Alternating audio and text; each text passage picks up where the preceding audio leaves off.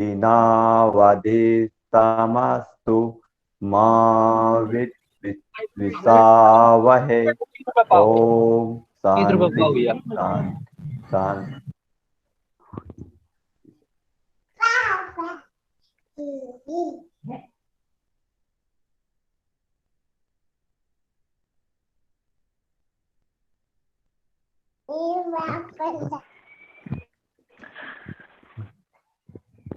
मैं प्रतिज्ञा करती हूँ आजीवन यम नियम का पालन करूंगी।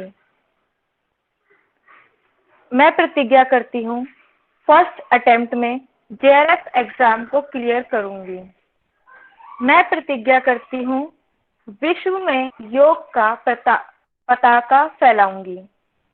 मेरी संकल्प शक्ति सुदृढ़ है, पवित्र है, आबाद है। ओम ओम ओम। मैं अपनी संकल्प शक्ति से सब कुछ कर सकती हूँ। ओम ओम ओम।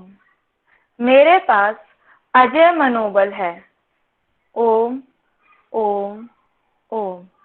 शांति ही शांति ही शांति ही। उठो, जागो और तब तक मत रुको जब तक लक्ष्य की प्राप्ति ना हो जाए। धन्यवाद। बहुत बढ़िया, थैंक यू पिंटू जी, प्रेरणा जी, बहुत बढ़िया। हम डाइजेस्टिव सिस्टम पढ़ रहे थे, तो हल्का सा 2 मिनट में रिवीजन और उसके बाद में हम आगे का नया स्टार्ट करेंगे।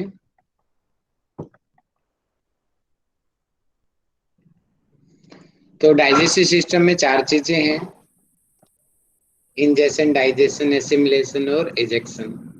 तो इनको 2 भागों में डिवाइड किया गया, एलिमिनेटरी कैनाल और एसेसरी डाइजेस्टिव ग्लैंड्स, कि मुंह से लेकर के पूरा ये जो है हमारा फेरिंग्स है, इसोफेगस है, स्टमक है, duodenum, jejunum, ileum, caecum, ascending colon, transverse colon, descending colon, sigmoid colon, anus तक का भाग, ये पूरा जो है एलिमिनेटरी कैनाल के अंतर्गत आएगा। और एसेसरी डाइजेस्टिव ग्लैंड्स में जो हमारे सेलेवरी ग्लैंड्स है, लीवर है, पेनक्रियाज है, ये जो साइड से हमें सहयोग करती हैं डाइजेशन में।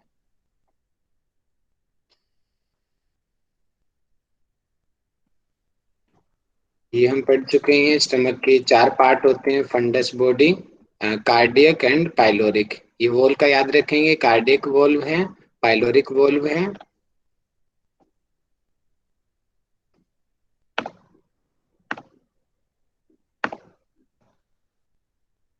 ये हमने कल पढ़ा था कि फेरिंग्स जो है इसके 3 पार्ट होते हैं, नेजोफेरिंग्स, ओरोफेरिंग्स एंड लैरिंगोफेरिंग्स। नेजो जो नाक के पीछे हो, ओरो जो मुंह के पीछे हो, और लैरिंगो ये जो गले वाले भाग में हो।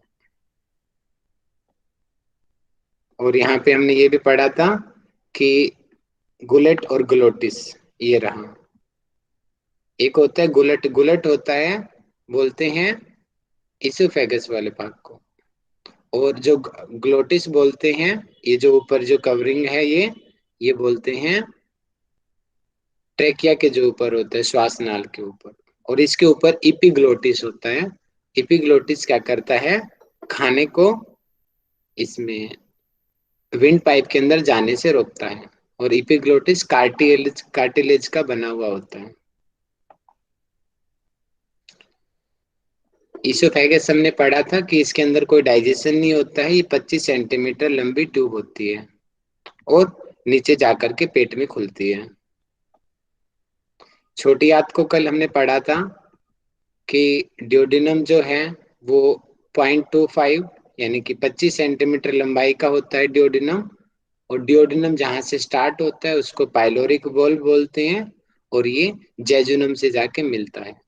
और ड्यूोडेनम के अंदर हिपैटोपेनक्रियाटिक डक्ट आती है जो लिवर और पेनक्रियाज से जो मिलके आती है, उसमें पेनक्रियाटिक जूस होता है और बाइल जूस, दोनों जूसेस में मिक्स होके आते हैं।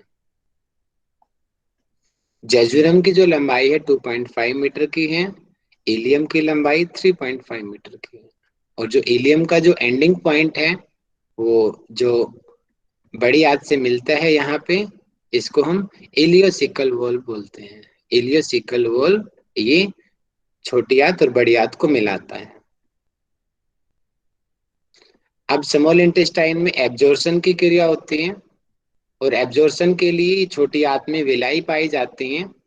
विलाई क्या होता है? विलाई होने से इसका सरफेस एरिया बढ़ जाता है अंदर से, और विलाई के ऊपर माइक्रो विलाई भी पाई जाती है, बाल की तरह दिखाई दे रही है ये।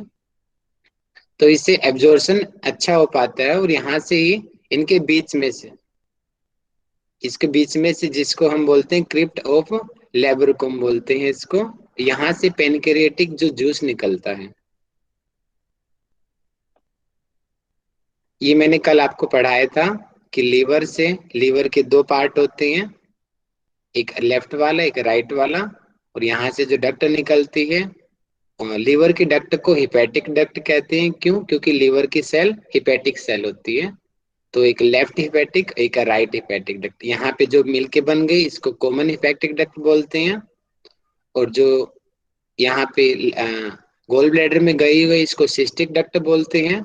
एक गोल ब्लैडर एक थैलीनुमा स्ट्रक्चर है ये, और यहाँ से आकर के जब ये जो डक्ट दोनों मिल जाती है, गोल ब्लैडर वाली सिस्टिक डक्ट और लीवर से आने वाले डक्ट, इसको हम बोलते हैं सीबीडी, यानी कि सीबीडी यानी कि कॉमन बाइल डक्ट।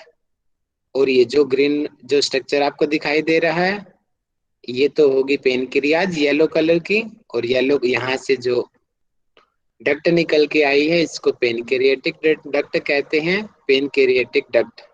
अब पेनक्रिया के या ऊपर की और लीवर की दोनों की डक्ट यहाँ पे मिल गई हैं, इसको बोलते हैं हिपैटो पेनक्रियाटिक डक्ट। और इसका जो वॉल्व होता है कोने का जो ड्यूडेनम में खुली हुई है, इसको बोलते हैं sphincter of Oddi. Sphincter of Oddi. जो डेडुनम है वो सी की आकृति का होता है। इतना मैंने आपको कल पढ़ा दिया था। तो आज हम पढ़ते हैं जेजुनम।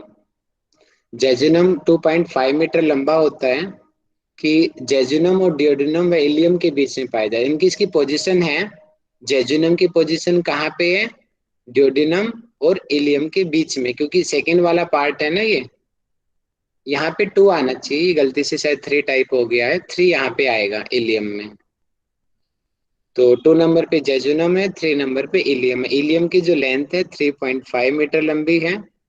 और यहाँ पे एक ध्यान रखेंगे कि जो जेजुनम का जो काम होता है कि इसका कार्य भोजन का अवशोषण करना होता है, कि यहाँ पे एब्जॉर्प्शन होता है भोजन का।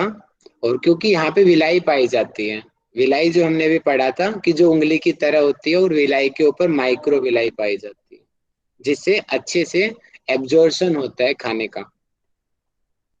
मोर वेस्कुलर होता है, मतलब कि यहाँ पे जो ब्लड वेसल्स पाई जाती हैं खून की।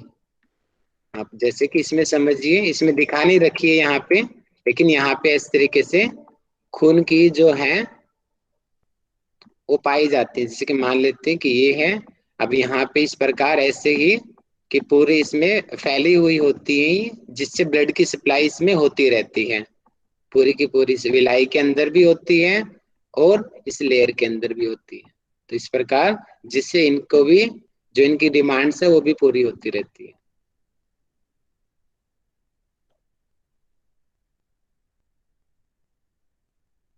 तो इलियम आ गया। इलियम की जो लेंथ है 3.5 मीटर होती है, यानी कि स्मॉल इंटेस्टाइन का जो सबसे जो बड़ा भाग है वो इलियम है और सबसे छोटा भाग है ड्यूडिनम है। अब जेजुनम के मुकाबले पतला होता है। इसका मतलब कि जेजुनम बाकियों के मुकाबले सबसे मोटी होती है और इलियम और ड्यूडिनम पतली होती है।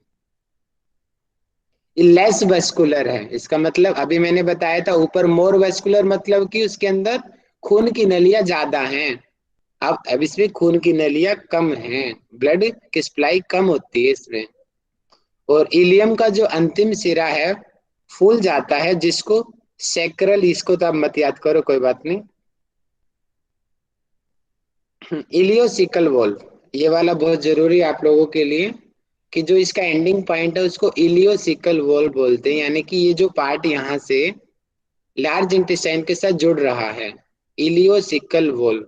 बहुत क्वेश्चन कई बार आ चुके हैं यहाँ से।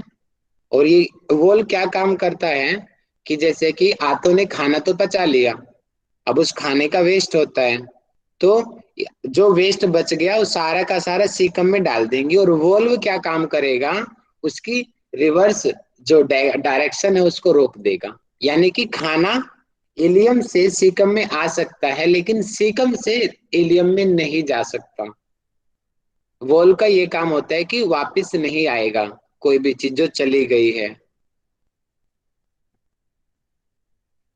लार्ज इंटेस्टाइन को हम स्टडी करते हैं। लार्ज इंटेस्टाइन यानी कि बड़ी आंत, इसकी जो लंबाई होती है 1.5 मीटर की होती है, 1.5 मीटर, 1.5 मीटर की। इसकी सीक्वेंस कई बार पेपर में आ चुकी है, सीक्वेंस में लगाया जाए इसको, कि इसका सबसे पहला पार्ट है सीकम, दूसरा पार्ट है कोलोन। कोलोन 4 भागों में डिवाइड किया जाता है, ascending colon, transverse colon, descending colon and sigmoid colon. जैसे आप इसमें देखेंगे, ये पहले वाला जो पार्ट जो चिर के दिखाया हुआ है ये सीकम है, सबसे चौड़ा भाग है इसका।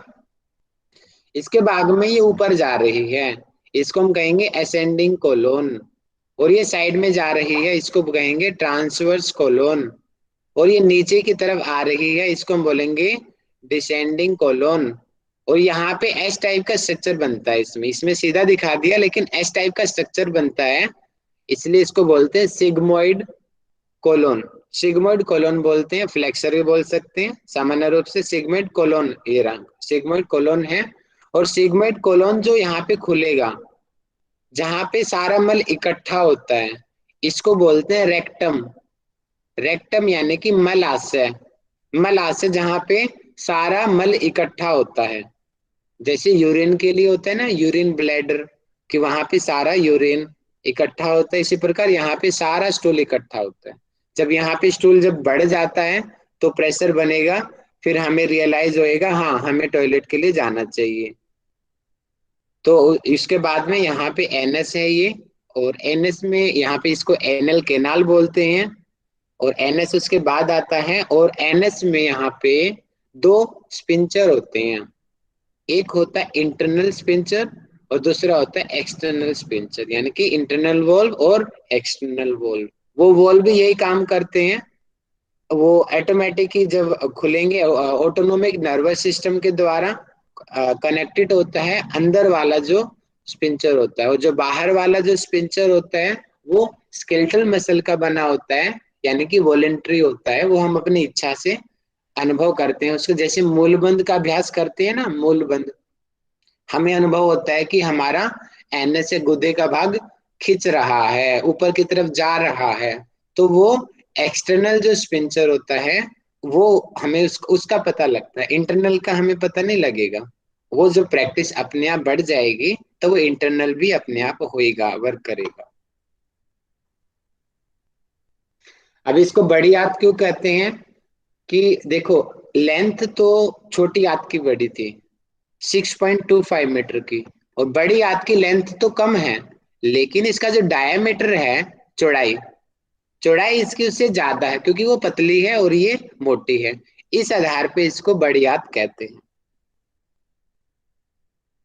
और इसके अंदर क्या होता है, सामान्य रूप से तो कह देते हैं इनकी भोजन का कोई भी अवशोषण नहीं होता, क्योंकि इसमें सिर्फ वेस्ट होता है। लेकिन जब हम थोड़ा गहराई से जब इसका अध्ययन करेंगे तो लार्ज इंटेस्टाइन का सबसे अच्छा काम करती है ये वाटर, सॉल्ट एंड विटामिन का। वो पानी का एब्जॉर्प्शन करती है, जो सॉल्ट्स होते हैं उनका एब्जॉर्प्शन करती है, और यहाँ पे बैक्टीरिया पाए जाते हैं बड़ी आंत के अंदर। और बैक्टीरिया क्या करते हैं, विटामिन के एंड विटामिन B12 का निर्माण करते हैं, और वहां से फिर वो बॉडी के अंदर जाते हैं। जब हमारी, आपने देखा है कि जब हमें लूज मोशन होते हैं तो हम जो भी चीज खाते हैं वो सारा का सारा लिक्विड रूप में बाहर निकल जाता है। उसका रीजन क्या होता है, दस्त आने का, लूज मोशन होने का, ये जो हमारी असेंडिंग कोलोन है। भैया ब्रेक हो रही है आपकी आवाज क्या? सभी सही को हो रही है आवाज क्या? सर, कंटिन्यू क्लियर रखिए है, आप। साउंड क्लियर आ रही नहीं है, हो आप रही सर। वीक होंगे। थैंक यू जी। पहले एक बार मैसेज में चेक कर लिया करो, आपकी दिक्कत है, सभी की दिक्कत है। चलिए, जब हमें लूज मोशन होता है तो आप देखते हो ना कि सारा का सारा पानी के रूप में आता है और नॉर्मली हार्ड स्टूल आता है। तो उसका रीजन क्या होता है, ये जो असेंडिंग कोलोन है और ट्रांसवर्स कोलोन है, यहाँ पे पानी का एब्जॉर्प्शन होता है। जैसे कि हमने खाने को बोला था, जब वो रोटी का टुकड़ा हमारे मुंह में चला जाता है, उसमें स्लाइवा मिल जाता है, तो उसको हम क्या बोलते हैं, बोलस। अब वो जब वो बोलस हमारे स्टमक में आ जाता है, स्टमक के जो गैस्ट्रिक जो जूसेस उसमें मिल जाते हैं, तो उसी बोलस को हम काइम कहते हैं, काइम।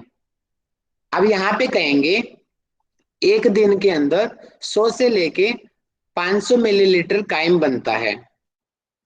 100 से लेके 500 तक, वो डिपेंड करता है कि हमने खाना कितना खाया है, उसके ऊपर डिपेंड करता है। आप यहाँ पे मान लेते हैं कि 500 मिलीलीटर काइम आया बड़ी आंत के अंदर, लेकिन आप हैरान रहोगे, यहाँ पे 500 था और एनएस तक आते आते उसका 1/3 रह जाता है, यानी कि लगभग 165 मिलीलीटर रह जाता है। बाकी का कहाँ गया, बाकी का वापस एब्जॉर्ब हो जाता है। यहां से लिक्विड रूप में आया वो काइम, लिक्विड है यहाँ पे 500 में, यानी कि थोड़ा थोड़ा उसके अंदर सॉलिड मटेरियल है।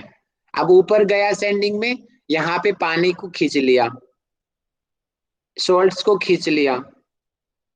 बैक्टीरिया होते हैं वो विटामिन के और विटामिन B12 बना के वो भी अंदर चले जाते हैं, बॉडी में काम करते हैं।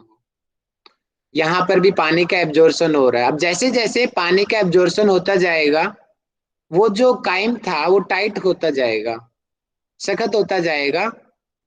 अब वो 500 था, यहाँ तक आते आते वो 165 मिलीलीटर लगभग रह गया, 1/3 ही यहाँ तक पहुंचता है। जब हमें लूज मोशन होता है तो ये असेंडिंग कोलोन और ट्रांसवर्स कोलोन की वर्किंग की कमी की वजह से होता है। ये जब वाटर को ठीक से एब्जॉर्ब नहीं कर पाते, जो हमने बोला था कि 500 मिलीलीटर काइम आया और 500 का 500 निकल गया, वो लूज मोशन की कंडीशन होती है। और नॉर्मल हेल्थ में 1/3 निकलता है स्टूल के रूप में। ये अपना कंसेप्ट आप क्लियर रखना कि लूज मोशन क्यों होता है, इनकी वर्किंग की वजह से होता है। और नेचुरोपैथी के अकॉर्डिंग बताऊंगा, लूज मोशन जो होते हैं वो तीव्र रोग हैं और हमारे शरीर की सफाई के लिए वो आते हैं। उनका आना भी अपनी जगह पे जरूरी है, क्योंकि जब हमारी, देखिए इसका स्ट्रक्चर आप देख रहे हो किस तरीके से उबड़ खाबड़ सा स्ट्रक्चर दिख रहा है इसका। क्या होता है कि कई बार यहाँ पे इन कोनों में स्टूल रुक जाता है, तो जब वो स्टूल या मल ज्यादा रुक जाएगा, जिसकी वजह से ब्लॉकेज सी आने लगती है। सबसे ज्यादा ब्लॉकेज आती है डिसेंडिंग कोलोन में, यहाँ पे स्टूल रुकता है डिसेंडिंग में और सिग्मोइड में। तो जब ज्यादा रुक जाता है तो हमारी बॉडी नेचुरली क्या करती है, वो नेचुरली ट्रीटमेंट होता है बॉडी का लूज मोशन।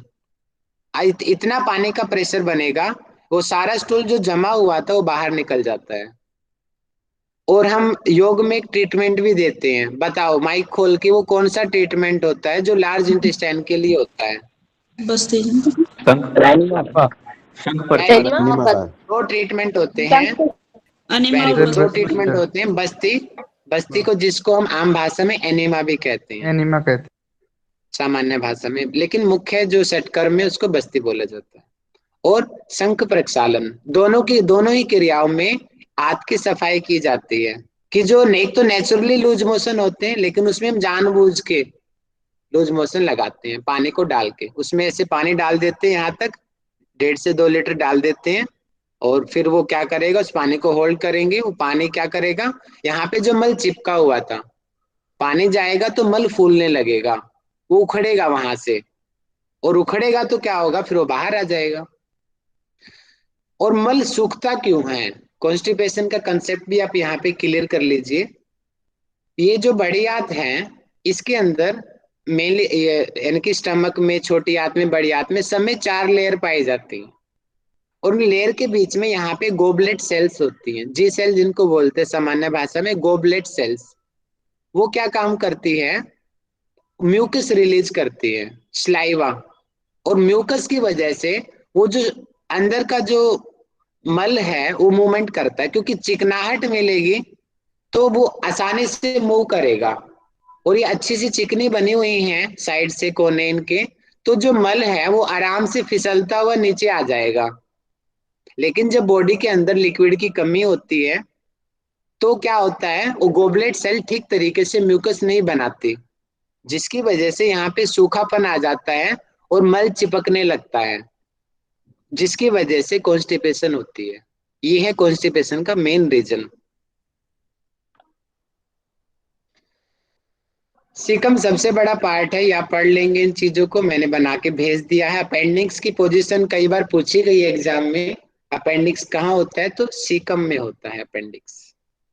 और इसकी लेंथ 2 सेंटीमीटर से 13 सेंटीमीटर लगभग होती है। और ये क्या, इसके अंदर लिम्फोइड टिश्यू होते हैं। लिम्फोइड टिश्यू का मतलब ये लिम्फ बनाते हैं, और लिम्फ क्या करते हैं, हमारी इम्यूनिटी को बढ़ाते हैं। तो अपेंडिक्स का जो काम है हमारी इम्यूनिटी को बढ़ाना है। कोलोन की जो सामान्य जो लेंथ है 5 मीटर की बताई गई है।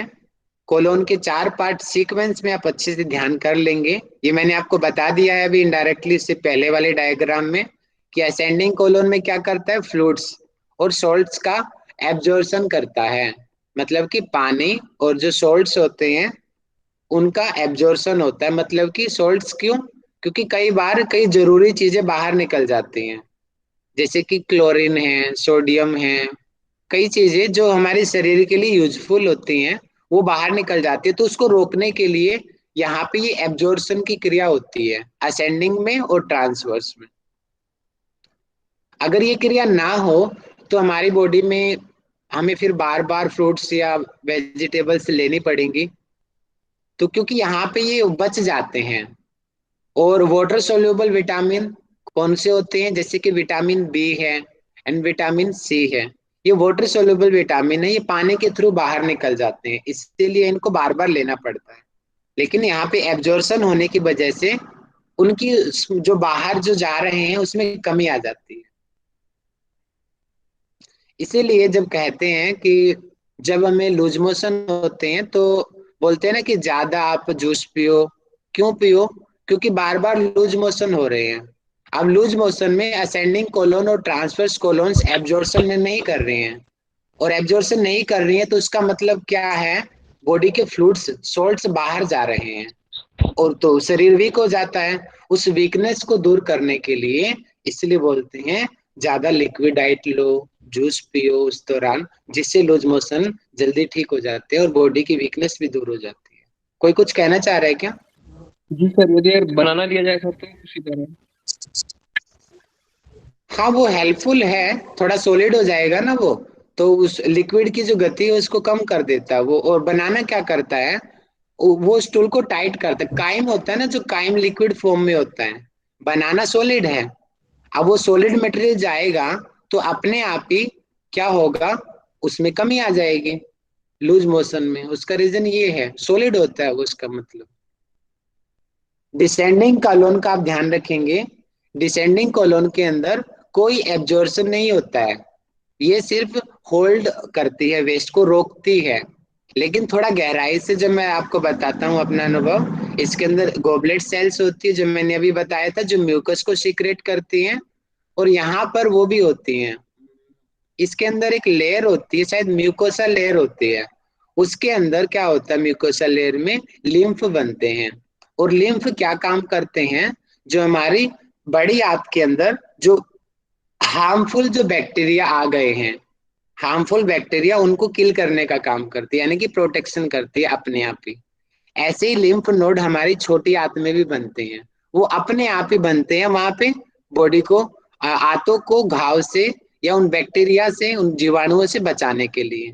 ऑटोमेटिक नेचुरल ने इतना अच्छा कंडीशन हमें दे रखा है, शरीर इतनी अच्छी ये प्रकृति ने बनाया है, पूरा एक एक चीज को इतना जचा जचा के कि कहाँ पे क्या चीज होनी चाहिए। हम आज तक समझ भी नहीं पाए हैं कि प्रकृति ने ऐसा कैसे कैसे बना रखा है सिर्फ हमारे शरीर के अंदर, इतनी गहराई, बिल्कुल सिस्टेमेटिकली। सिग्मोइड ये लास्ट है इसका पार्ट, और इसमें क्या होता है, एस शेप स्ट्रक्चर होता है ये। और इसको जॉइंट्स ऑफ रेक्टम भी कहते हैं, क्योंकि ये कोलोन है और रेक्टम मलाशय, इनको जोड़ने का काम करता है, इसलिए इसको जॉइंट्स ऑफ रेक्टम भी कहते हैं। रेक्टम, रेक्टम यानी कि मलाशय, मलाशय को रेक्टम कहते हैं। जैसे आपको दिखाई दे रहा है, ये तो एनल कैनाल हो गई। रेक्टम ये होता है ऊपर, ये ऊपर वाला जो भाग है, यहाँ पे मल स्टोर होता है। अब आपको मैं एक बार मल दिखाता हूँ बना के। मान लेते हैं कि यहाँ पे ये रहा, यहाँ पे मल इकट्ठा हो गया। अब यहाँ पर भी कॉन्स्टिपेशन होती है। यहाँ पर भी जब मल ज्यादा हार्ड हो जाएगा, टाइट हो जाएगा, तो क्या होगा, ये मल यहाँ पे रुकने लगेगा। अब रुकने लगेगा तो क्या होगा, कॉन्स्टिपेशन हो जाएगी, है ना। ये तो हो गया मलाशय। और इसकी लेंथ कितनी होती है, 4 सेंटीमीटर लंबा होता है ये। और इसके बाद में आती है एनल केनाल। एनल केनाल मतलब कि एनल यानी कि गुदा, गुदे की जो नली है वो एनल केनाल है। और ये आप दिख रहा है आपको इंटरनल स्पिंचर, ये वाला समझ जाना आप कॉन्स्टिपेशन की, पाइल्स की समस्या आप समझ जाओगे, पाइल्स होता क्यों है। और लोग बोलते हैं ना कि क्यों जोर नहीं लगाना चाहिए, उसका रीजन ये है। देखो आपको दिख रहा है ब्लू कलर का जो स्ट्रक्चर है, इसको बोलते हैं इंटरनल स्पिंचर, एनल स्पिंचर। और ये जो बाहर का है ग्रीन कलर का जो आपको दिख रहा है बाहर, इसको बोलते हैं एक्सटर्नल स्किन, एनल स्पिंचर। अब आप एक बार अपना खुद अनुभव करो, साथ साथ में आप एक बार 2 बार अश्विनी क्रिया करके देखो, बैठे बैठे अश्विनी क्रिया अपने गुदे को ऊपर की तरफ खींचो, आपको कुछ अनुभव हो रहा है ना नीचे एनएस की तरफ मूवमेंट में। ये जो अनुभव हमें होता है, ये ग्रीन टाइप की, ग्रीन कलर की जो ये स्ट्रक्चर दिख रहा है, जिसको हम एक्सटर्नल स्पिंचर बोलते हैं, यहाँ पे होता है ये एक्सटर्नल स्पिंचर में। ये इंटरनल ऑटोमेटिक होता है, और इंटरनल इसको कंट्रोल कौन करता है, एएनएस। इसकी एएनएस की फुल फॉर्म मुझे माइक खोल के बताओ, एएनएस की फुल फॉर्म क्या होती है। Autonomic nervous system. Very good, autonomic nervous system इसको कंट्रोल करता है। इनवॉलेंट्री मसल्स होती है और ये वॉलेंट्री होती है, कि इसको तो हम अपनी इच्छा से भी बंद कर सकते हैं। तो क्या होता है कि मान लेते हैं कि मल यहाँ पे आया हुआ है, ठीक है, रुका हुआ है, नीचे नहीं आ रहा है मल, और हम क्या कर रहे हैं, जोर लगा रहे हैं, जबरदस्ती जोर लगा रहे हैं। अब जबरदस्ती जब हम जोर लगाएंगे, ये तो स्केलेटल मसल तो चलो चल जाएगी, लेकिन यहाँ पे क्या होगा, यहाँ पे नर्व्स होती है और नर ये बाहर आ जाती है, फट जाती है, यहाँ पे गुच्छे बन जाते हैं जब हम जोर लगाते हैं, तो इसको पाइल्स बोलते हैं। अब ये कई बार जब और ज्यादा जब हम जोर लगाते हैं तो ब्लड फूल के बाहर की तरफ मस्से से बन जाते हैं, और जिनको बवासीर की शिकायत होती है, और उनको क्या होता है, फिर स्टूल भी पास नहीं होता है, और अगर जब पास होएगा तो साथ में ही ब्लीडिंग भी होती है। तो इसका रीजन ये है, इसीलिए जोर नहीं लगाना चाहिए कभी भी स्टूल के लिए। अगर मोशन नहीं आ रहा है तो कोई बात नहीं, दोबारा चले जाना आधे घंटे बाद, लेकिन जोर कभी नहीं लगाना चाहिए, बहुत ज्यादा नुकसान होता है। जी बताइए।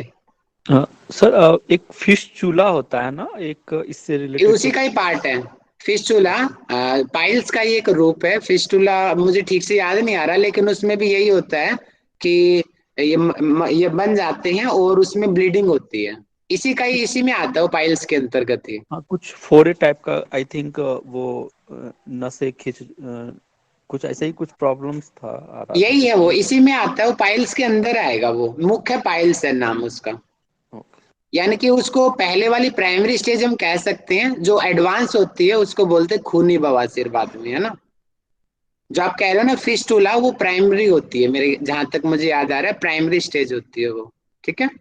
ये भैया ये जैसे अपने रक्त की अशुद्धि और जैसे आंतों में मल की सफाई नहीं होती तब होती है ना ये, जोर लगाने से मुख्य कारण है जोर लगाना और कॉन्स्टिपेशन होना।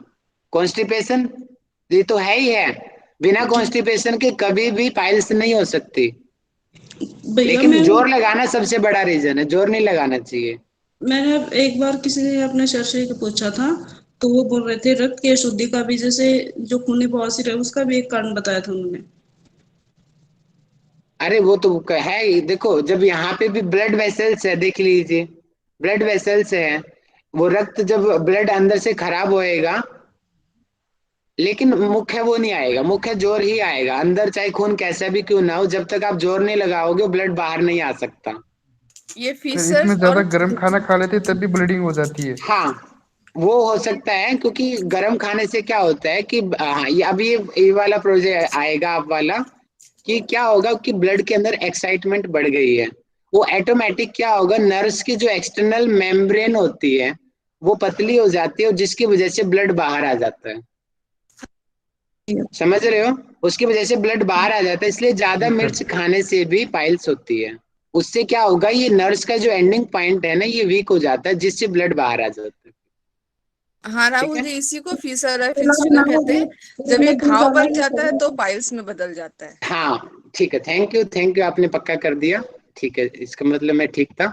तो ठीक है, आपका डाउट क्लियर हुआ होगा फेस्टुला और पाइल्स का।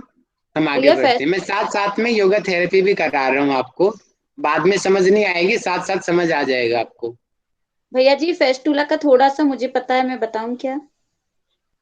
जी बता दीजिए, लगे हाथ तो। हाँ अब भैया जी, जब ये है ना पाइल्स है ना, जब इसके फोड़े जो हो जाते, घाव जो हो जाते हैं, और जो बड़े मात्रा में जैसे ये बढ़ता जाता है, तो इसमें है ना हॉल हो जाता है। और ये हॉल हो जाता है ना, तो इसमें से भी है ना मल है ना बाहर आने लगता है। तो ये बहुत बड़ा रूप हो जाता है ये फिस्टुला जो रहता है। मुझे क्या वो मिला हुआ था भैया प्रोजेक्ट, तो मैंने इस पे किया था, इसलिए इतना मुझे थैंक पता यू, है। Thank you. बात वही है मेन, कि ब्लड बाहर आ जाता है। ठीक है, आगे बढ़ते हैं हम। अब ये स्मॉलेस्ट यूनिट मैंने स्मॉलेस्ट लिख दिया है यहाँ पे, लेकिन ये एंडिंग पाएगा कि एंडिंग प्रोडक्ट ऑफ कार्बोहाइड्रेट, कि इसका क्या होता है एंडिंग प्रोडक्ट, ग्लूकोज होता है, फ्रैक्टोस होता है, और गैलेक्टोस होता है। एंडिंग प्रोडक्ट ऑफ प्रोटीन क्या होता है, अमीनो एसिड्स होता है। प्रोटीन का एंडिंग प्रोडक्ट अमीनो एसिड, मतलब कि छोटा रूप। एंडिंग प्रोडक्ट ऑफ लिपिड का क्या होता है, फैटी एसिड्स होते हैं और ग्लिसरॉल होता है। और फूड जो एब्जॉर्प्शन है इंटेस्टाइन, अच्छा हाँ, इसका मतलब क्या है कि जैसे कि जो काइम जो हमारे छोटी आंत में आया है खाना, और विलाई के द्वारा उसका एब्जॉर्प्शन होता है। अब विलाई के द्वारा पोर्टल वेन में जाएगा, और पोर्टल वेन फिर जाएगी लीवर में।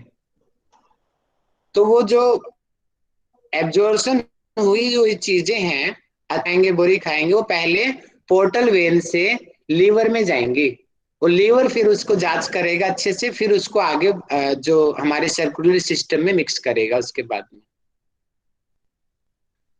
अगर हम ज्यादा फैटी चीजें खाएंगे, फैटी चीजें जैसे कि ज्यादा घी खाना, ज्यादा मलाई खाना, और पिज्जा वगैरह में जो क्रीम होती है, ज्यादा क्रीमी चीजें खाना, तो उससे क्या होगा, हमारा जो स्टूल होता है ना मल, वो पीला हो जाएगा, पीले रंग का स्टूल आएगा उससे। अगर हम ज्यादा आयरन की चीजें खाएंगे, आयरन की चीजें सबसे ज्यादा कहाँ होती है, जो चीजें जमीन में लगती है, जमीन में जैसे कि जमीन में आलू लगते हैं, जमीन में पालक। मूली लगती है, गाजर लगती है, पालक, पालक में आयरन होता है। तो जब हम ज्यादा आयरन की चीजें खाते हैं, तो जो स्टूल का जो कलर है वो काला हो जाता है, काले रंग का। आपने अनुभव भी किया होगा कई बार, अपने आप ही हमारा स्टूल काला हो जाता है। क्यों हो जाता है, जब हम खाने में जब आयरन ज्यादा लेते हैं तो हमारा जो मल है काला निकलता है। जब हम ज्यादा फैटी जो खाएंगे चीजें, तो हमारा स्टूल जो है नॉर्मली येलो कलर का निकलता है। लेकिन जब हम ज्यादा प्रोटीन खाते हैं, तो हमारे स्टूल में स्मेल आती है, दूर से ही बहुत बदबू आ रहेगा। कई कई लोगों का होता है स्टूल, दूर से ही बड़ी स्मेल आती है कई लोगों जैसे के बच्चों वॉशरूम की से। आती है, बच्चे दूध पीते हैं ना, वो हाई प्रोटीन होता है इस वजह हाँ, से। बच्चों के फिर स्टूल जिम से में जाते कितनी हैं उनके ज्यादा भी स्मेल आती है। आती है। हाँ, क्योंकि वो ज्यादा प्रोटीन खाते हैं ना। आप जिम में जाते होगे है ना राजेश जी, इसलिए कह रहे हो। नहीं नहीं सर, वो तो नहीं सर। ठीक है, ओके, थैंक यू। तो आप गोले देख वाले लेना प्रोटीन थोड़ी। खाते हैं जिम में। चलो अब मैं आपको लीवर का फंक्शन समझा देता हूँ आज आपको। तो आज हम लीवर का फंक्शन ही समझ पाएंगे, और थोड़ा सा वो आगे का मैकेनिज्म मैं बता देता हूँ। कि देखिए, लीवर की सेल को हिपैटिक सेल्स बोलते हैं। और लीवर क्या काम करता है, बाइल जूस का सीक्रेशन करता है। और बाइल जूस क्या काम करता है, bile juice emulsification of fat, कि मतलब कि जो लिपिड्स होते हैं, फैट की जो बड़ी बड़ी बूंदें होती हैं, उनको छोटे छोटे पार्ट्स में डिवाइड करने का काम करता है बाइल जूस। और इसके अलावा और कोई वर्क नहीं होता है इसको। हमने पढ़ा था कि आरबीसी का निर्माण यानी कि ब्लड सेल्स का निर्माण बोन मैरो में होता है, लेकिन जब बच्चा पेट में तो हड्डियां पूरी तरीके से विकसित नहीं हुई है, तो पेट के अंदर क्या होता है, लीवर के अंदर आरबीसी बनती है। ध्यान रखेंगे, लीवर के अंदर आरबीसी का जो ब्लड सेल्स है लीवर में बनती हैं। और जब बच्चा की हड्डी पूरी तरीके से विकसित हो जाती है या बच्चा बाहर आ जाता है, उसके बाद में बोन मैरो में आरबीसी जब ब्लड सेल्स बनती हैं, तो इसका काम करता है लीवर ये। और इसे हम हिमोप्सिस कहते हैं। हिमोप्सिस मतलब कि उसी को, यानी कि ताकि जो है क्योंकि पहले आरबीसी बनती है ना उसके अंदर, उसी वजह से इसको हिमोप्सिस, मेडिकल नेम इसको दे दिया गया है, इसको हिमोप्सिस। तो सामान्य भाषा में यही है कि पेट के अंदर आरबीसी का निर्माण होता है लीवर के अंदर। और ग्लाइकोजेनेसिस, ये वाला क्वेश्चन कई बार आते हैं, ये पॉइंट कि ग्लाइकोजेनेसिस कहाँ होता है और ग्लाइकोजेनेसिस में होता क्या है, और जियोनोलाइसिस में क्या होता है, और ग्लाइको नियोजेनेसिस। थोड़ा थोड़ा वर्ड चेंजिंग है इनमें, आप देखेंगे चेंजिंग क्या है। देखो यहाँ पे कहा गया है ग्लाइकोजेनेसिस, नाम से ही हम इसका अर्थ निकाल लेंगे, ग्लाइकोजेनेसिस। और इसमें क्या कहा है, ग्लाइको जीनोलाइसिस, यहाँ पे जीनो ओ ऐड कर दिया गया, और यहाँ पे क्या किया गया, ग्लूको नियोजेनेसिस। नियो का अर्थ होता है नया, बनना। अब ग्लाइकोजिनोलाइसिस, इसमें क्या होता है, देखो मैं बताता हूँ, इसमें भी नियो आगे ना, नियो का मतलब होता है कुछ नया बनना, और ग्लाइकोजेनेसिस मतलब कि कोई चीज अंदर जाके स्टोर हो रही है।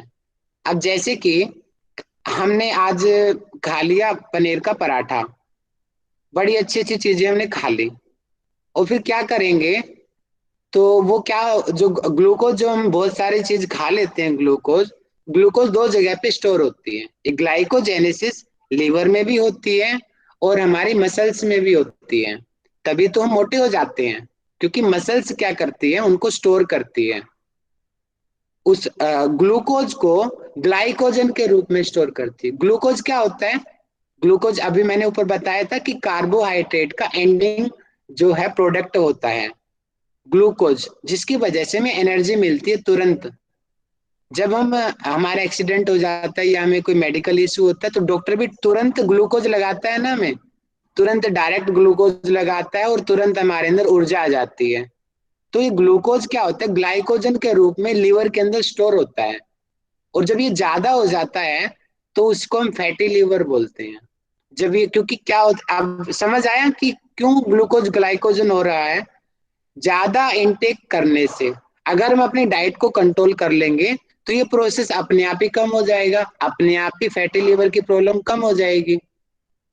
अब ग्लाइकोजिनोलाइसिस ये प्रोसेस कब होता है, जब हम फास्ट करते हैं, उपवास रखते हैं हम लोग, तो उसमें उल्टा होता है। उपवास में क्या होगा, हम इनटेक तो कुछ नहीं कर रहे हैं, सारा दिन भूखे हैं पानी के ऊपर, तो बॉडी को तो एनर्जी चाहिए, क्योंकि शरीर के अंगों को तो ग्लूकोज चाहिए, वो उसके बिना काम कैसे करेंगे।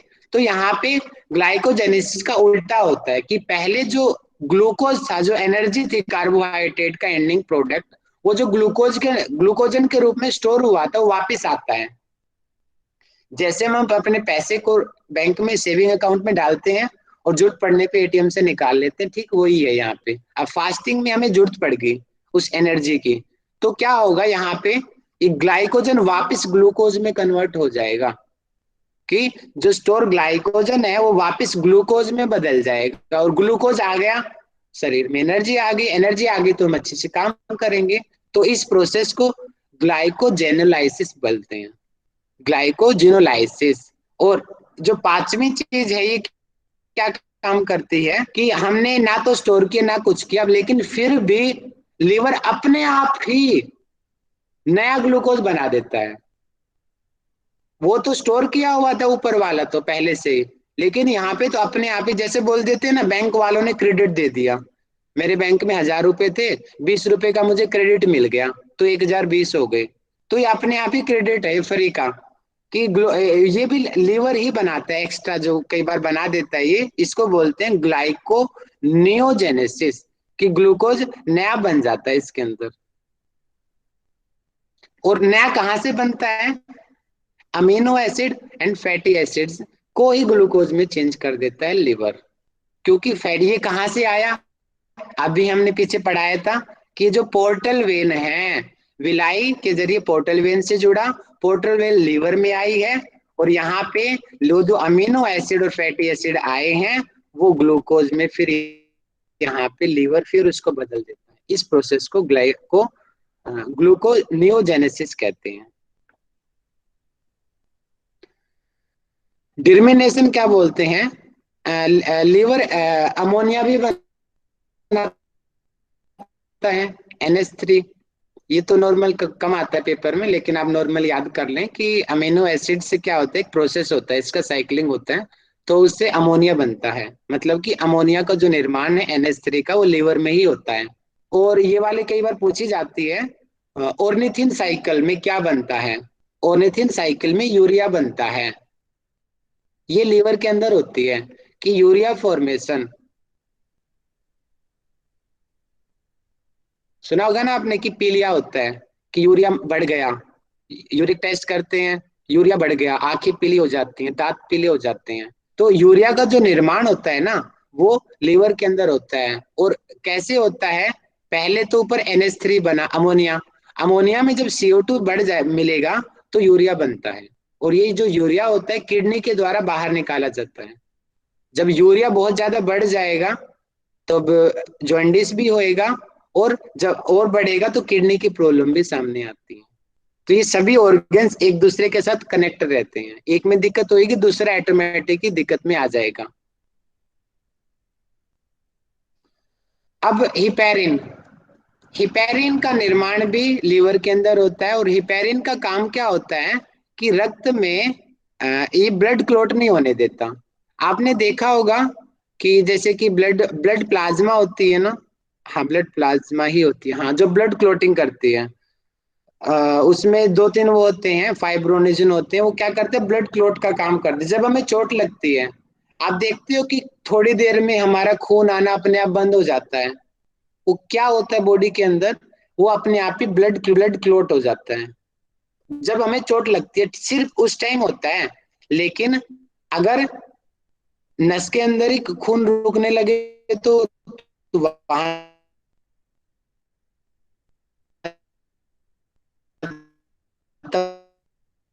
भैया आवाज कट रही है। तो डेथ ब्लड पे क्या? हेलो, सभी को आवाज कट रही है क्या? बताइए। हाँ भैया जी कट जी रही है सर, बस। आवाज कट रही है सर। सर हिपेरिन को फिर से बताइएगा। मैं बताता हूँ, मेरी आवाज आ रही है क्या आपको? अब आ रही अभी है, अब आ रही है आवाज? अब आ रही है सर, क्लियर है। हाँ बताओ। सात तो बहुत होता है, नेटवर्क तो ठीक है, थोड़ा कम तो है, लेकिन अभी ठीक आ रही है ना आपको? जी भैया अब आ रही है। जी भैया जी। चलिए, एकदम रिदम से टूट जाते सारा। हम थे हिपैरिन पे कि खून के अंदर हिपैरिन एक्टिव रहता है, एक्टिव रहेगा तो ब्लड क्लॉट नहीं होएगा, लेकिन जैसे ही जब हमें कोई चोट लगेगी एकदम से इनएक्टिव हो जाएगा और अपने आप ही खून का थक्का जम जाता है। पैरालाइज की कंडीशन में क्या होता है, ये अपने आप ही अंदर एक्टिव हो जाता है, और जहां पे हिपैरिन इनएक्टिव हुआ और वहीं पे खून का थक्का जम जाता है, तो खून के अंदर ही हमारी बॉडी पैरालाइज हो जाती है, रुक जाता है खून नसों के अंदर। तो उसका रीजन भी यही है, हिपैरिन। तो और इसका निर्माण कहाँ होता है? लीवर में होता है हिपैरिन का निर्माण। विटामिन ए, विटामिन ए, हम कहते हैं ना विटामिन ए इसमें होता है, सेब में होता है, नहीं ऐसा नहीं होता। उसके अंदर गाजर में होता है, गाजर के अंदर बीटा कैरोटीन होता है, विटामिन ए नहीं होता है, बीटा कैरोटीन होता है। लेकिन क्या होता है, वो बीटा कैरोटीन जब हम खाते हैं ना, तो लीवर उसको विटामिन ए में चेंज कर देता है। बीटा कैरोटीन हमने गाजर के थ्रू खाया, अब लीवर उसको अपने आप विटामिन ए बना देगा। इसका मतलब विटामिन ए को बनाने का काम कौन करता है? लीवर करता है। लीवर में जब दिक्कत आ जाएगी तो ऑटोमेटिक हमारी आंखों में भी दिक्कत आ जाएगी। इसलिए जिनको लीवर फेलियर की जो शिकायत होती है उनकी आंखें खराब हो जाती हैं, क्योंकि विटामिन ए तो नहीं बनेगा, आंखें खराब हो जाएंगी, आई साइट, ऑप्टिक नर्व ठीक से विजिबल नहीं होएगा उनको। अब लीवर क्या करता है, स्टोरिंग का काम करता है। वो क्या स्टोर करता है, विटामिन ए, डी, ई, के। ए, डी, ई, के क्या होता है, ये होते हैं फैट सोल्यूबल विटामिन, जो फैट में घुले रहते हैं। फैट्स और वाटर सोल्यूबल विटामिन कौन से होते हैं, जो बी वाली सीरीज होती है, vitamin B and vitamin C, ये वाटर सोल्यूबल विटामिन होते हैं। तो विटामिन ए, डी, ई, के और B12 इनको स्टोर करने का काम करता है लीवर। जैसे ग्लूकोज को ग्लाइकोजन के रूप में सेव रखा और जरूरत आने पे फिर बाद में वो ग्लूकोज वापस बन गया, इसी प्रकार विटामिन ए, डी, ई के हमने खाया और हमारे लीवर में स्टोर हो गया। अब हमने 2-3 दिन हमने कुछ नहीं खाया, लेकिन वो विटामिन ए, डी, ई, के की जो एनर्जी है वो हमें लीवर से ऑटोमेटिक मिलती रहती है।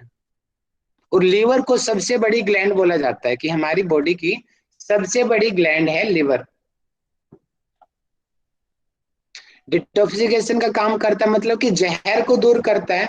हम कोई भी चीज जहरीली भी खा लेते हैं तो उसको जहर को दूर, सबसे पहले जो दूर करने का काम करेगा लीवर करेगा, उसको सफाई करता है लीवर। और जब सफाई नहीं कर पाता है तो खुद खराब हो जाता है, लीवर फेलियर की शिकायत आ जाती है। जब हम जो लोग ज्यादा दवाइयां खाते हैं, एलोपैथी मेडिसिन, उनका लीवर सबसे ज्यादा फेल होता है। क्यों? क्योंकि वो दवाइयां अपने आप में जहर है, क्योंकि उस दवाइयों के जहर को हटाने के चक्कर में लीवर को, हिपैटिक सेल को वर्क करना पड़ता है। वो करते करते उसकी सेल खुद खराब हो जाती है लीवर की। इसलिए ज्यादा मेडिसिन खाने से क्या होता है, लीवर भी खराब हो जाता है। प्रोथ्रोम्बिन एंड फाइब्रोनेजिन ये होते हैं जो ब्लड क्लोटिंग में काम आते हैं। जब हम सर्कुलेटरी सिस्टम पढ़ेंगे तो मैं अच्छे से आपको बताऊंगा इनके कैसे ब्लड क्लोट करते हैं। तो लेकिन इनका जो निर्माण है वो भी लीवर में ही होता है। ब्लड क्लोटिंग के लिए दो ये प्रोटीन जिम्मेदार है, फाइब्रोजिन एंड प्रोथ्रोम्बिन। याद कर लेंगे कि कौन कौन से प्रोटीन जिम्मेदार है, प्रोथ्रोम्बिन एंड फाइब्रोनोजिन, जिससे हमारे खून का थक्का जमता है और ये लीवर में बनते हैं। और मिनरल्स भी इकट्ठे होते हैं, आयरन, कॉपर, जिंक, कोबाल्ट, ये लीवर में स्टोर रहते हैं। फैट भी यहाँ पे इकट्ठा होता है, फैट को भी, और ज्यादा हो जाएगा तो फैटी लीवर हो जाएगा, कम रहेगा तो हमारे लिए फायदेमंद रहेगा। जब हमें बाय चांस खाना नहीं मिला, भूखा रहना पड़ गया तो हमें, मुझे तो आ रही है, आपको आ रही है मेरी? हेलो, मैं बोल रहा हूँ भैया रिवीजन करा दीजिए, टाइम भी हो गया आ रही है भैया, आवाज आ रही है। ठीक है, रुक जाओ, रुको, मैं आज पूरा करा दूंगा, ये थोड़ा सा बाकी है अभी। ये हो गया, आगे बढ़ते हैं। फैगोसाइटिस का वर्क मतलब कि भक्षाणु, मतलब कि क्या होते हैं कि जो बैक्टीरिया वगैरह को किल करने का काम भी करता है। ये बाइल जूस बनाता है। बाइल जूस का काम होता है इमल्सिफिकेशन ऑफ फैट, की वसा की बड़ी बूंदों को छोटी छोटी बूंदों में तोड़ता है। एल्बुमिन प्रोटीन का निर्माण करता है और लिम्फ निर्माण का भी स्थान है। लिम्फ मतलब जो इम्यूनिटी में हमारे सहयोगी होते हैं। समय है अभी, हम बाइल जूस पढ़ लेते हैं 5 मिनट और। बाइल जूस क्या होता है, इसका हमारे डाइजेशन में थोड़ा सा रोल होता है।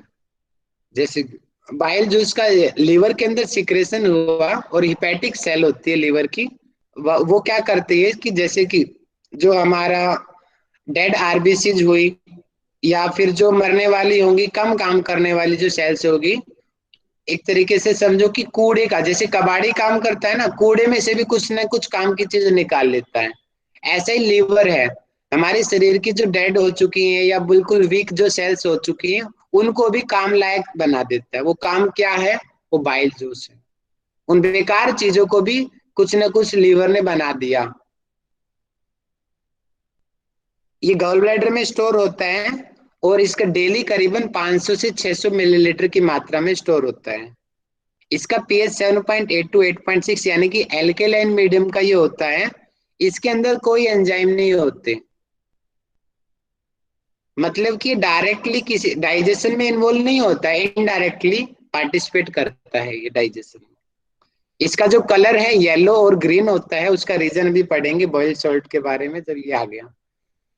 कि बाइल पिगमेंट, लीवर में बाइल पिगमेंट बनाते हैं, ये दो प्रकार के होते हैं, बिलिरुबिन एंड बिलिवरिडिन।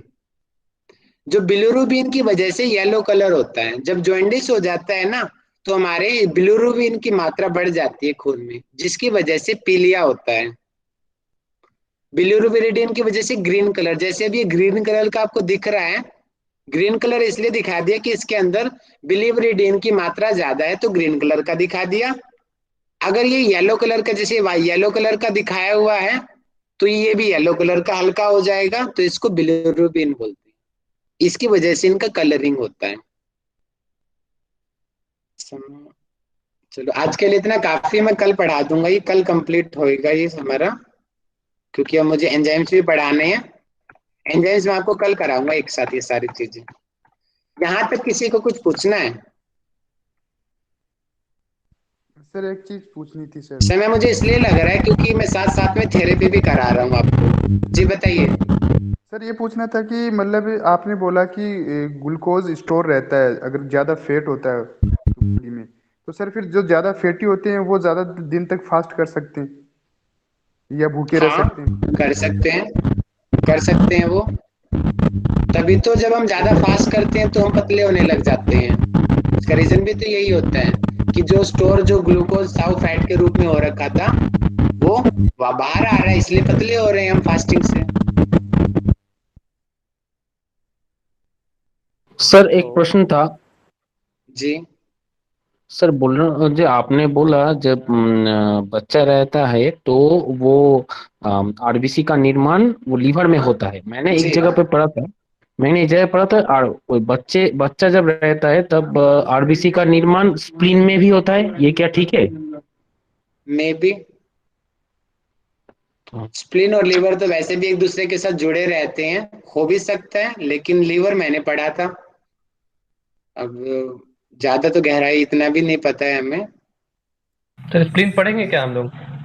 नहीं, कोई जरूरत नहीं है स्प्लीन की।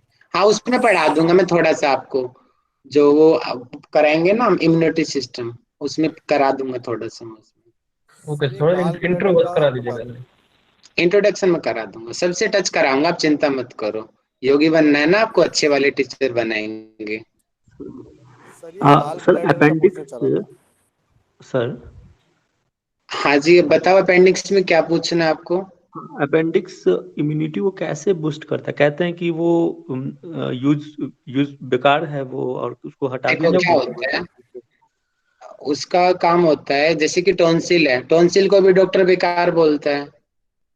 टॉन्सिल इन्फेक्शन होता है, डॉक्टर काट देता है टॉन्सिल को, लेकिन वो बेकार नहीं होता।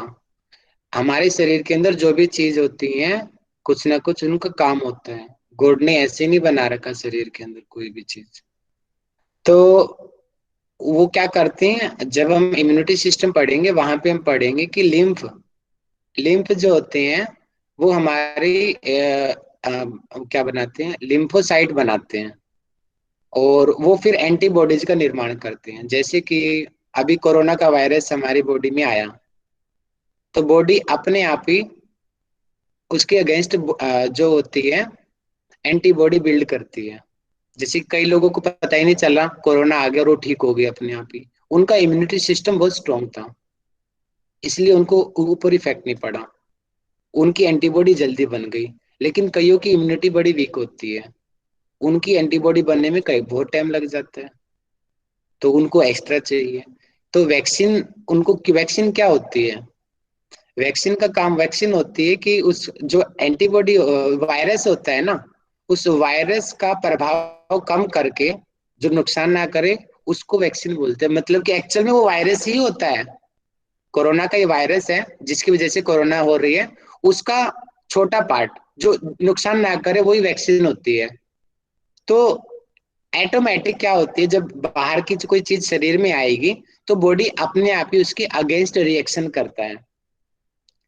अननेचुरल चीज जब बॉडी के अंदर आएगी तो बॉडी उसको उसका विरोध करती है, उसको बाहर निकालने का काम करती है। जैसे कि हमने कुछ गलत चीज खा लिया, बासी चीज खा ली हमने, अपने आप हमें उल्टी लग जाएगी।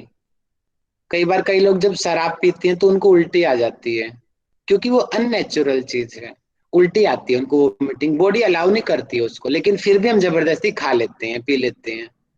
तो ऐसे ही जो लिम्फ होते हैं, ये जो इम्यूनिटी का जो काम करते हैं, लिम्फोसाइट जो बनते हैं, वो उसका जो सबसे मेन सोर्स होता है स्प्लीन। स्प्लीन में बनते हैं, टॉन्सिल्स में बनते हैं, लीवर में बनते हैं, एक लिम्फ के नोड होते हैं वहां बनते हैं, और इसी प्रकार जो लिम्फ होते हैं वो अपेंडिक्स में बनते हैं। अपेंडिक्स इस प्रकार इम्यूनिटी में सहयोगी है, वेस्ट नहीं है। Thank you, thank you. Sir gall bladder का मैं पूछना चाह रहा था। ओनली स्टोरेज का काम करता है, सेविंग अकाउंट है। जैसे आपका बैंक में आप पैसे जमा कराते हो ना, वो बस स्टोर है। जो पित्त रस आ रहा है, वो पित्त रस लीवर ने बनाया और वहां पे इकट्ठा हो गया। अगर बाय चांस मैंने ज्यादा फैटी चीज खा ली, तो उसके लिए ज्यादा बाइल जूस चाहिए, तो वो एकदम से वहां से निकाल के तो वहां पे आ जाता है, जिसकी वजह से उसकी डिमांड पूरी हो जाती है, वो फैट टूट जाता है। क्योंकि बाइल जूस का काम ही होता है इमल्सिफिकेशन ऑफ फैट, जो फैट को छोटी पार्ट्स में डिवाइड करना। तो बस वो स्टोरेज का ठीक काम है। करता है। अगर वो हटा भी देंगे तो ज्यादा इफेक्ट नहीं पड़ेगा कुछ। सर कई डॉक्टर वो निकाल देते हैं, जैसे स्टोन वगैरह हो जाता है तो उसको भी निकाल देते हैं। निकाल देते हैं, मैंने स्लाइड में ही बनाया हुआ इस चीज को, मैं आपको कल पढ़ाऊंगा इसको अच्छे से। बहुत इफेक्ट नहीं पड़ता है, बस निकालने के बाद ज्यादा फैटी चीज नहीं खानी चाहिए ना, चिकनी चीजें। हाँ, उसका रीजन समझ आ गया। गोल ब्लैडर निकलने के बाद में फैटी चीजें क्यों कम खाते हैं? क्योंकि बाइल जूस अब डायरेक्ट लीवर से आ रहा है, स्टोर नहीं हो रहा है, अब डायरेक्ट लीवर से बन के आएगा, और लीवर थोड़ा थोड़ा करके बनाएगा। स्टोरेज तो है ही नहीं, सेविंग अकाउंट तो खत्म हो गया। अब कमा रहे हैं और खा रहे हैं, वो वाला सिस्टम हो गया। कमाएंगे तो खाएंगे, नहीं कमाएंगे तो नहीं खाएंगे, सेविंग अकाउंट नहीं रहा अब। तो इसीलिए गोल ब्लैडर निकलने के बाद में कि फैटी चीजें कम खाते हैं, ये रीजन है। सर तो जीवनी शक्ति तो कम हो जाती होगी। किसकी, दोबारा बोलिए। जैसे बाल ब्लैडर निकाल दी, नेचुरली होता है हमारी बॉडी में, अब हम उसको अपने से निकाल देते हैं, तो जैसे हम 100 साल जीते अगर हम सर, अब हम इसको अननेचुरल चीज कर रहे हैं अपनी बॉडी के साथ, तो सर जीवन तो कम हो जाएगा ना इससे। भैया प्रॉब्लम है तो निकालना तो पड़ेगा। गोल ब्लैडर की में स्टोन में पता है कितना दर्द होता है? जी सर, पर जो मैं पूछ रहा बर्दाश्त से हूँ बाहर, उस दर्द से तो अच्छा ही है कि उसको निकाल दो। मैं आपको कल पढ़ाऊंगा ये टॉपिक, ठीक है? ये सर एक टॉपिक मैं कल पढ़ाऊंगा। कोई और सर डाउट हो एक तो अभी बताओ। सर एक क्वेश्चन था ना अभी कि स्प्लीन में, एम्ब्रियो में किधर ब्लड सेल्स बनती हैं, हाँ जी, आरबीसी। जी सर वो बताइए। दोनों में बनती हैं, लीवर में भी और स्प्लीन में भी, और साथ में लिम्फ नोड्स में भी बनती हैं। जब बोन मैरो डेवलप हो जाता है लास्ट ट्राइमेस्टर में, मतलब लास्ट 3 मंथ्स में, तो फिर वो बोन मैरो में शिफ्ट हो जाती हैं, उससे पहले 3 बनती हैं। चलो जी, मतलब दोनों का ही सही था। हाँ जी, हाँ जी। Thank you. और सर कुछ? कई बार जी सर, कई बार लीवर ट्रांसप्लांट करते हैं तो लीवर पुराने वाला आकार कैसे लेता है किसी के ऊपर, अगर लीवर जैसे की सेल की एक खासियत होती है, सेल डिवीजन हमने सुना है ना, मिटोसिस। वो अपने आप में डबल डिवाइड करना, सेल डिवीजन में पढ़ा था हमने। और लीवर की सेल की सबसे बड़ी विशेषता है, अगर लीवर का 25% भी रह गया ना, अपने आप ही बड़ा हो जाएगा, अपने आप बड़ा हो जाएगा लीवर, उसकी खासियत है। तो और इसलिए लीवर को, जैसे कि मेरा, अगर मानते हैं कि मेरे घर में किसी को दिक्कत हो गया, हमारा ब्लड अच्छे से मैच भी करता है, उसका लीवर खराब हो गया, तो मेरा लीवर आधा काट के अगर उसको लगा देंगे तो दोनों का काम करेगा, और कुछ समय बाद में दोनों का लीवर वापस बड़ा भी हो जाएगा। ये लीवर की सेल की खासियत होती है। ठीक है, समय हो चुका है, ये थेरेपी वाले पॉइंट्स बीच में ज्यादा आ गए हैं, कोई बात नहीं, ये भी जरूरी है, आप लोगों के डाउट्स क्लियर रहेंगे। बाकी हम कल डिस्कस करेंगे, समय हो चुका है। थैंक यू, नमस्ते सभी को। Thank you sir.